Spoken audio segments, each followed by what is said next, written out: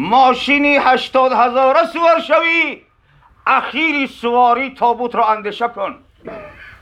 فکر کن برای کمبغل و بیوزن همین است. برای داملا و ایشان هم اخیر سواری با خدا می رفتگی همین است. برای دنیادارا و میلیاردارا تابوتی زرین نمی سازند. برای آنها تابوتی طلایی نمی سازند. برای رئیسا و میلیونیرها تابوتی زرین نمی سازند. او را هم در بالای همی دست و پاش میبندند، دهنش میبندند به سیزا.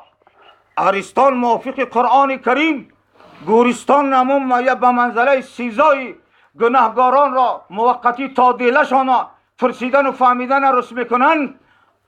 مقبره 4 چیمش میزنن، میگن اینجا سیزای موقتی، فردا قیامت محشر به دیله و به نام و دفتر الله طرف فریاد میزنه.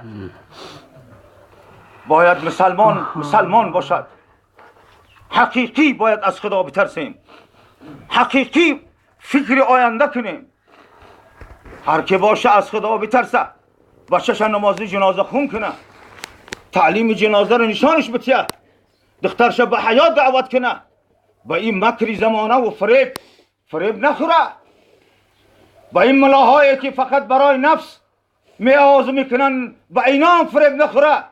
دین شاید دست ندیه، تقوا و ترس و پاکیزگی شاید دست ندیه، پای به طهارت عفت روزگار شاید دست ندیه. فرزندی مسلمانی بسم الله الرحمن الرحیم شه تعلیم بدیه، همو قیش کنه که در سری گورش یک بار برای حضرت اخلاص بخونه، یا در روز مردش جنازش بکنه، با دستی پاک پدرش شیشته بتانه، 4 اهل ایمان را صحبت کرده بتانه، صورتش انسان درونش حیوان نباشد.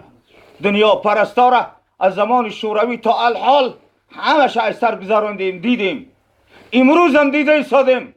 کسی دین را ترک کرد بسیار ضرر کرد. خسیر الدنیا و الاخره. دنیا را آباد کردن، والله از این جایی را پرتافته میروند. قیامت را آباد نکردن، از آنجا محروم میمانند. هم از دنیا محروم، هم از آخرت. در 2 دنیا به حسرت و ندامت میروند.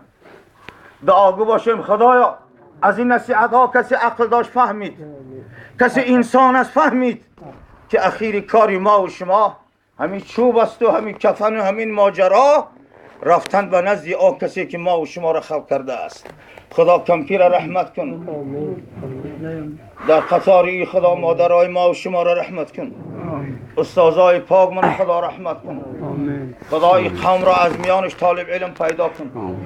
مولا محمد خوجای ملا را خدا رحمت کن.